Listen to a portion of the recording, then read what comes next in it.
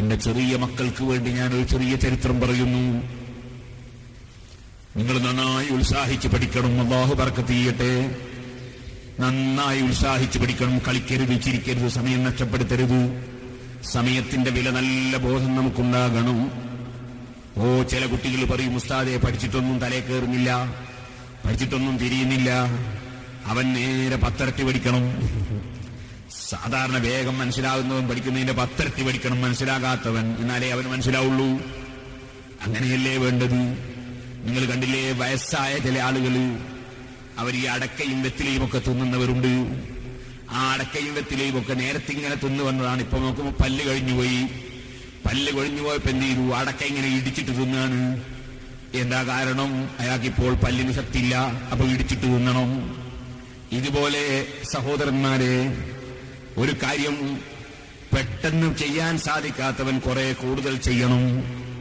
പെട്ടെന്ന് ചെയ്യാൻ കഴിയാത്തവൻ കൂടുതൽ സമയം മെനക്കെട്ട് ചെയ്യണം.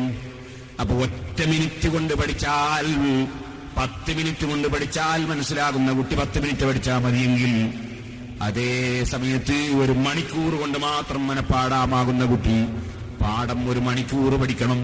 അപ്പൊ രണ്ടാളും തുല്യമായി. 1 മണിക്കൂർ പഠിച്ച കുട്ടിയും 10 മണിക്കൂർ പഠിച്ച കുട്ടിയും തുല്യമായി. അപ്പൊ അവനവന്റെ ന്യൂനത പരിഹരിക്കേണ്ടത് അധ്വാനത്തിലൂടെയാണ്. എനിക്ക് മനസ്സിലാകുന്നില്ല എന്ന് പറഞ്ഞ് കിതാബ് കൂട്ടിവെക്കലല്ല. കേട്ടിട്ടില്ലേ നിങ്ങൾ ബഹുമാനപ്പെട്ട സഅദുദ്ദീൻ തഫ്താസാനി റഹിമഹുല്ലാഹ്? ഇപ്പോൾ ബിരുദമെടുത്തിറങ്ങുന്ന നമ്മുടെ മുതഅല്ലിമീങ്ങളില്ലേ, ആ മുതഅല്ലിമീങ്ങൾ ഓതിപ്പടിച്ച കിതാബുകളിൽ വലിയ കടുപ്പമുള്ള കിതാബുകൾ ഏകദേശവും സഅദുദ്ദീൻ തഫ്താസാനി റളിയല്ലാഹു അൻഹു എഴുതിയതാണ്. ആ മഹാനായ സഅദുദ്ദീൻ തഫ്താസാനി മുതഅല്ലിമായി ഓതിപ്പടിക്കുന്ന കാലത്ത് തലയിലൊന്നും കയറാത്ത, ബുദ്ധി വളരെ കുറഞ്ഞിട്ട് മണ്ടയിലൊന്നും നിൽക്കാത്ത, പറഞ്ഞാലൊന്നും മനസ്സിലാകാത്തൊരു മുതഅല്ലിമായിരുന്നു. എന്ത് പറഞ്ഞാലും മനസ്സിലാകാത്തൊരു മുതഅല്ലിമ്. പക്ഷേ മഹാനവറുകളുടെ ശൈലി എന്താണ്, പരിപാടി എന്താണ്? ഒരൊറ്റ മിനിറ്റും നഷ്ടപ്പെടുത്താതെ പഠനം തന്നെ, പഠനം തന്നെ, പഠനം തന്നെ.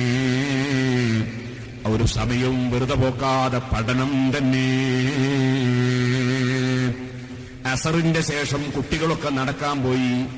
സഅദ് നടക്കാൻ പോകുന്നില്ല. സഅദ് കിതാബും വെച്ച് പഠനം തന്നെയാണ്. അസറിന്റെ ശേഷവും പഠനം, എപ്പോഴും പഠനം. കാരണം പഠിച്ചിട്ട് തലേ കയറുന്നില്ല. എല്ലാവരും പഠിക്കും പോലെ പഠിച്ചാൽ പോരാ, കൂടുതൽ പഠിക്കണം. അങ്ങനെ മെനക്കെട്ട് പഠിക്കുമ്പോൾ ഒരു ദിവസം അസർ നിസ്കാരം ഒക്കെ കഴിഞ്ഞ് വൈകുന്നേരം എല്ലാവരും നടക്കാൻ പോയി. സഅദ് ഇങ്ങനെ പാടാക്കുകയാണ്.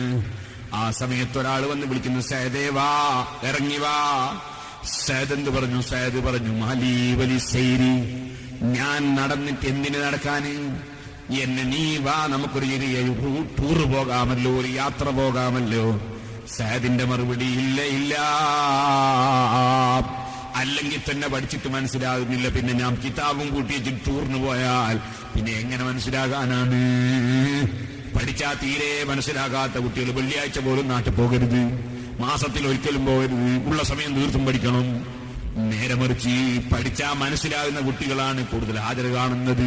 പഠിച്ചാൽ മനസ്സിലാകാത്ത കുട്ടികളോ അവർ ഹാജറും കുറവാണ്. ഏത് കോളേജിൽ പോയി പരിശോധിച്ചാലും അങ്ങനെയാ ഉണ്ടാവുക. കാരണം ലദ്ദത്ത് കിട്ടിയില്ല, രസം കിട്ടിയില്ല, ഇൽമിന്റെ രസം കിട്ടിയില്ല. ശരിയായ രസം കിട്ടിയിട്ടുണ്ടെങ്കിൽ ഇൽമിന്റെ മുന്നിൽ നിന്ന് പോകാൻ സാധ്യമല്ല. ഇൽമിനെ പ്രിയം വെച്ചവൻ അതിനേക്കാൾ മുന്തിയ മറ്റൊന്ന് കണ്ടെത്താൻ സാധ്യമല്ല.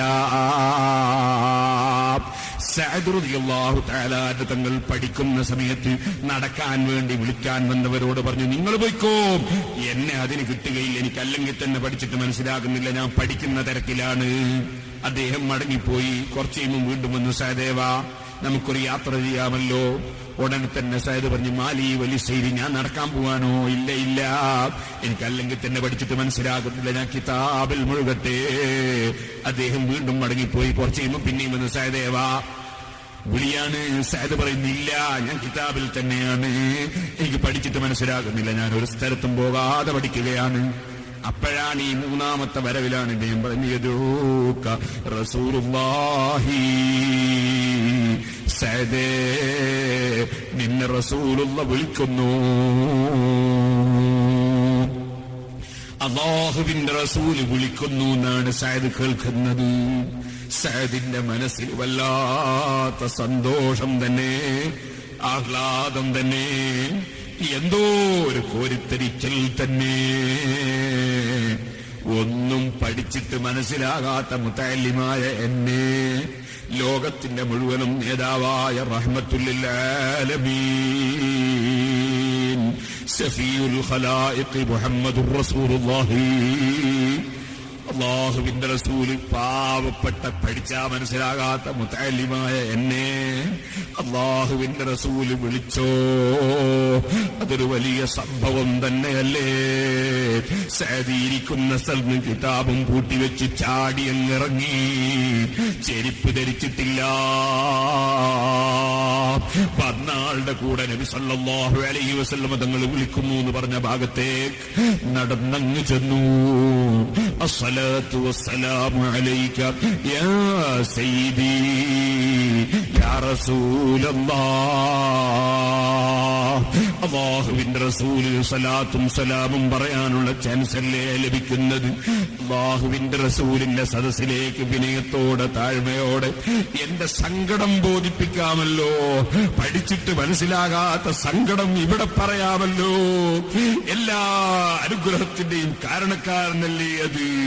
വഹുവൽ ഹബീബുൽ ലദീ തുർജാ ശഫാഅതുഹു ലികുല്ലി ഹൗലിൻ മിനൽ അഹ്വാലി മുഖ്തഹമീ. ചൊല്ലിക്ക മദീനയിലേക്കൊരു സ്വലാത്ത്. മൗലായ സല്ലി വസല്ലിം ദായിമൻ അബദാ